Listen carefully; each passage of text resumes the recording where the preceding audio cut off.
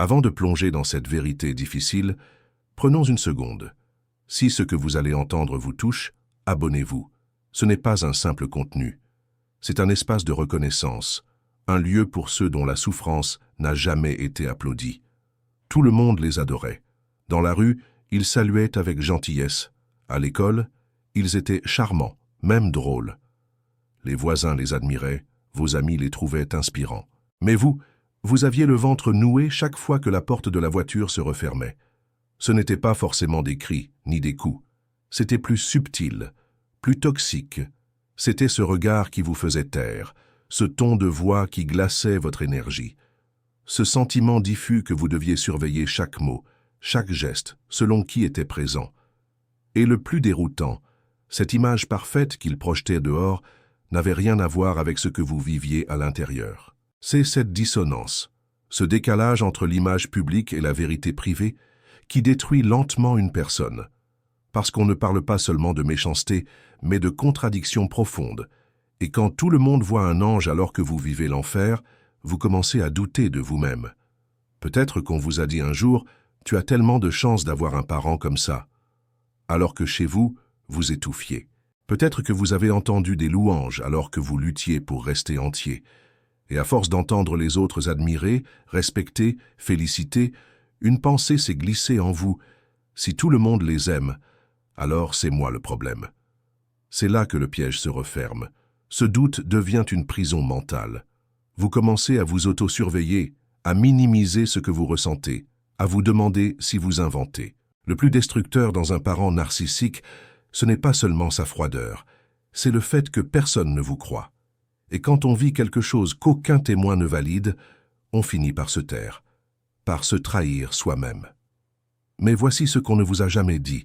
Ce silence intérieur, ce malaise profond que vous ressentez depuis si longtemps, il n'est pas imaginaire. Il est le signe que vous avez perçu quelque chose que les autres n'étaient pas prêts à voir. Vous n'êtes pas fou, vous n'êtes pas faible. Vous avez simplement grandi dans une pièce où la vérité n'avait pas le droit d'exister.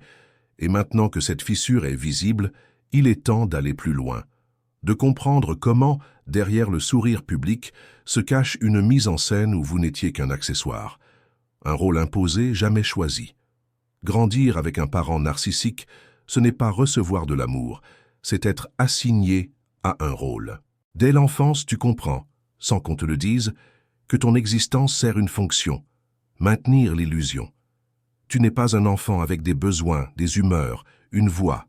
Tu es un miroir, un outil, une pièce de décor dans leur théâtre social. Et tout ce que tu es doit s'ajuster à leur scénario. Certains d'entre vous ont été l'enfant modèle, celui qu'on exhibe au repas de famille, qu'on félicite pour ses bonnes notes, ses bonnes manières. Pas parce que c'est ce que vous vouliez être, mais parce que cela nourrissait leur image. D'autres ont été désignés comme les rebelles, les ingrats, les trop sensibles, le problème idéal sur lequel on pouvait projeter tout ce qui n'allait pas. Et puis il y a ceux qu'on n'a pas regardés du tout, les silencieux, les invisibles, ceux qui se sont fait petits pour ne pas déranger. Mais peu importe le rôle, tous ont été conçus non pour répondre à vos besoins, mais aux leurs. Ce n'était pas de l'amour, c'était du contrôle déguisé. Un contrôle si bien huilé qu'il ressemblait à de la bienveillance. Mais l'amour ne demande pas de se travestir. L'amour ne vous récompense pas pour votre silence. Il ne vous condamne pas pour vos émotions. Et parce que ce rôle était lié à votre survie émotionnelle, vous vous y êtes accroché. Peut-être que vous avez tout fait pour mériter leur regard. Peut-être que vous vous êtes rendu indispensable. Peut-être même que vous avez fini par croire que vous étiez réellement cette version qu'ils attendaient. Mais au fond de vous, quelque chose résistait. Une tension permanente, une tristesse sourde, un sentiment d'étouffement que vous n'arriviez pas à nommer. Parce que vous saviez, sans savoir l'exprimer, que quelque chose sonnait faux. Le pire, c'est que tout cela était parfaitement orchestré. Il souriait aux autres pendant qu'il vous reprenait sans fin à la maison. Il racontait des anecdotes mignonnes sur vous, mais jamais vos peurs, vos douleurs. Vous étiez une marionnette dans leur narration familiale. Et quand vous osiez sortir du script, ne serait-ce qu'un peu, les conséquences étaient immédiates. Retrait d'affection, sarcasme, culpabilisation, silence glacial. Alors vous avez recommencé à jouer, non par envie, par sécurité, mais jouer un rôle pour survivre, c'est aussi s'éloigner de soi. Et un jour, vous vous réveillez sans savoir qui vous êtes en dehors de ce masque, ce que vous aimez vraiment, ce que vous ressentez sans filtre. C'est là que commence la reconstruction. Et pour cela, il faut d'abord comprendre comment cette mise en scène était maintenue. Quels mécanismes subtils, psychologiques, émotionnels, sociaux, ont été utilisés pour que l'illusion fonctionne, et pour que vous doutiez de ce que vous voyiez. À l'extérieur, il brillait, un mot gentil pour la voisine, un sourire au bon moment, une générosité bien visible. Tout semblait fluide, naturel, irréprochable. Mais vous saviez que ce charme avait un prix. Parce qu'à la maison, dès que la porte se refermait, l'ambiance changeait. Ce n'était plus la personne applaudie dehors, c'était celle qui vous corrigeait sans chaleur, qui vous contrôlait dans les moindres détails, qui vous faisait sentir minuscule juste par un soupir ou un regard vide. Ce contraste n'est pas un accident, c'est un système, un mécanisme de défense raffiné, conçu pour dissimuler une vérité intérieure qu'ils refusent de voir, leur vide, leur honte, leur rage. Ce masque public, si soigné, n'est pas un hasard, c'est une stratégie. Et vous avez grandi dans l'ombre de cette façade. On appelle cela le vernis narcissique, une image brillante mais fragile, construite avec précision. Les compliments sont savamment dosés. Les gestes généreux sont programmés pour les bonnes occasions. Les conversations sont guidées pour impressionner. Ce n'est pas une vie partagée, c'est une campagne de relations publiques. Et dans ce jeu de rôle, il n'y avait pas de place pour la vérité. Si vous ressentiez du malaise, on vous disait que vous étiez trop sensible. Si vous exprimiez un désaccord, c'était un manque de respect.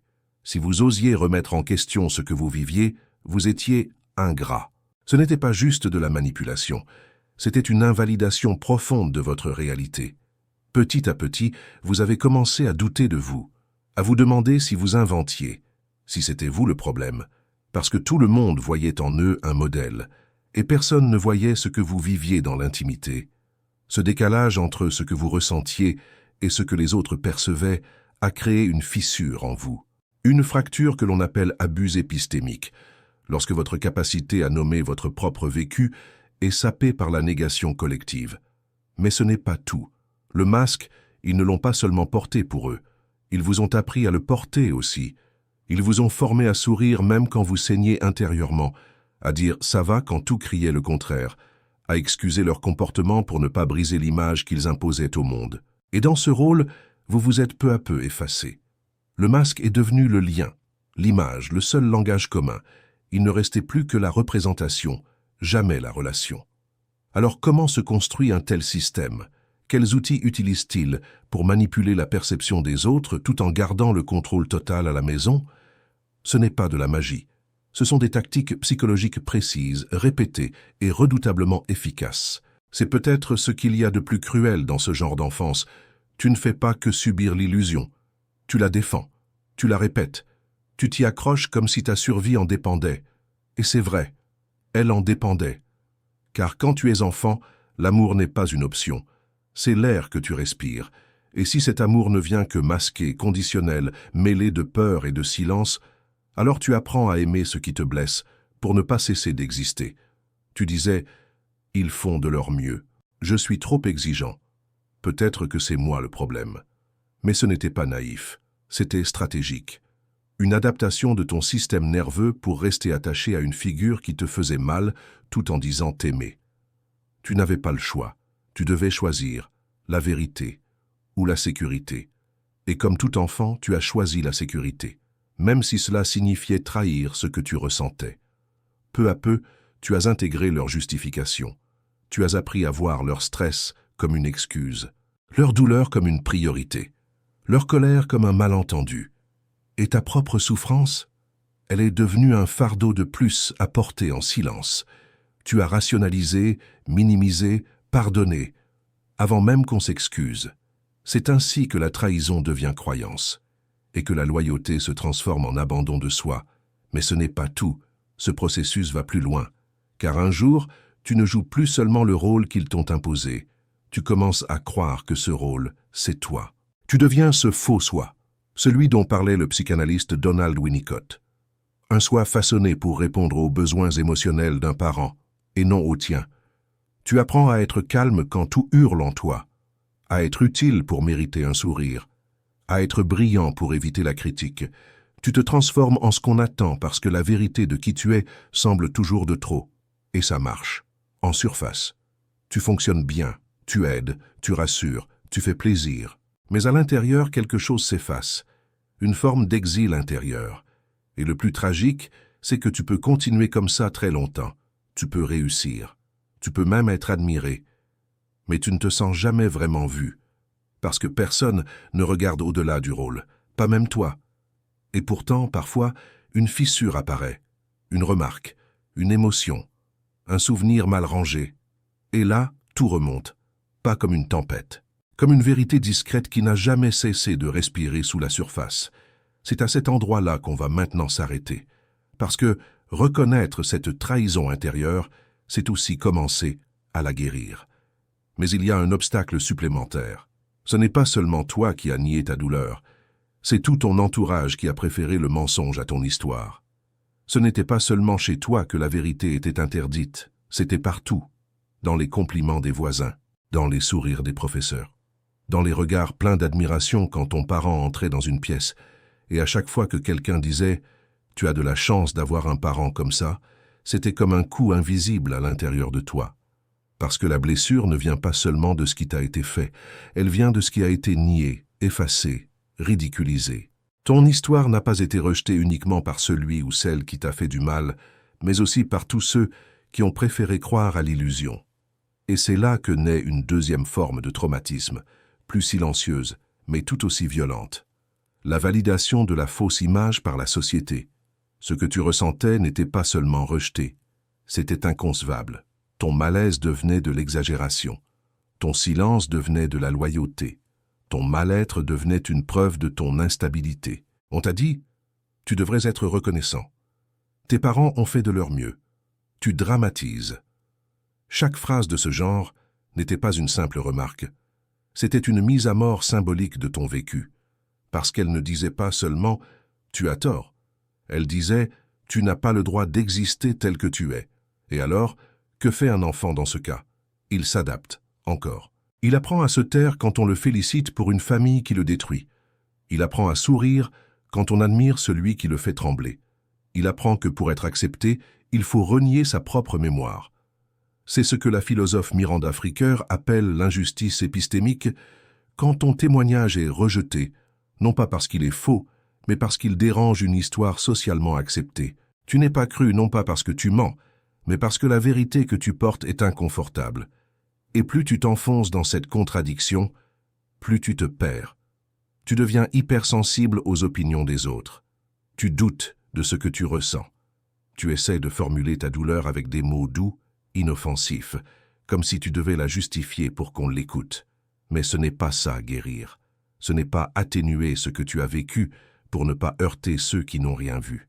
La vérité, c'est que tu as été oublié au nom du confort collectif, effacé pour que le décor reste intact. Et ce silence-là, celui du monde, peut faire plus mal encore que la première blessure. Mais tu n'as pas à continuer ce jeu. Tu n'as plus à t'expliquer, à prouver, à convaincre. La reconnaissance que tu cherches ne viendra pas de ceux qui profitent du mensonge. Il y a un moment, souvent discret, presque imperceptible, où quelque chose en toi cesse de chercher. Tu ne cherches plus à convaincre. Tu ne supplies plus d'être compris. Tu réalises calmement, douloureusement, que personne ne viendra te valider. Et à ta grande surprise, ça ne t'écrase pas, ça t'allège. Parce que dans cette absence d'applaudissements, naît un espace sacré. L'espace où tu arrêtes d'attendre. Et dans cet espace, tu fais enfin ce que personne d'autre n'a fait pour toi. Tu te crois. Sans preuve, sans justification, sans spectacle. Tu as passé des années à porter un masque pour survivre dans un monde qui refusait de voir.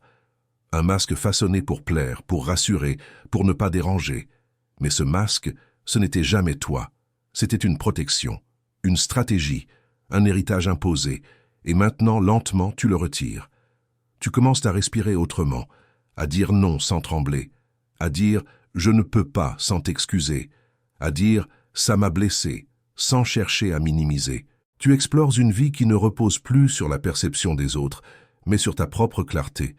C'est là que naît ce que Carl Jung appelait le soi réel, celui qu'on découvre après avoir retiré chaque couche de fausse identité. Mais ne te méprends pas, ce processus n'a rien de confortable. Il ressemble moins à une victoire qu'à une série de deuils. Tu fais le deuil du parent idéalisé, du récit familial, de l'enfance que tu n'as pas eue. Tu fais le deuil de l'espoir que peut-être un jour, ils te verront vraiment. Et ce deuil-là est si profond qu'il peut ressembler à une trahison. Comme si en les laissant partir, tu renonçais à l'amour. Mais c'est l'inverse. En les laissant partir, tu crées enfin de l'espace pour un amour vrai. Celui qui n'exige pas que tu t'effaces pour exister. Tu arrêtes de poser des questions à ceux qui n'ont jamais écouté.